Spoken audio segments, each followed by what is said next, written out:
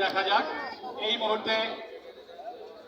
মুহূর্তে আমরা উভয় টিমকে দুই দলের কোচ ম্যানেজার বিশেষ করে নাজাদ ভাইয়ের সাথে আমার আলোচনা হয়েছিল। তাকে জানতে চেয়েছিলাম আপনার খেলার কৌশল।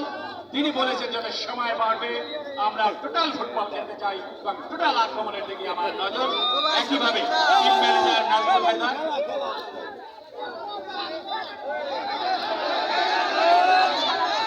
প্লিজ শাকিল শান্ত থাকতেই হবে প্লিজ।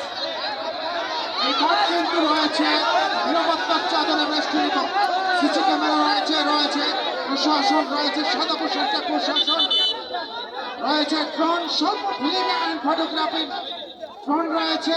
আপনারা শান্ত ফুটবল মেজাজে খেলবেন।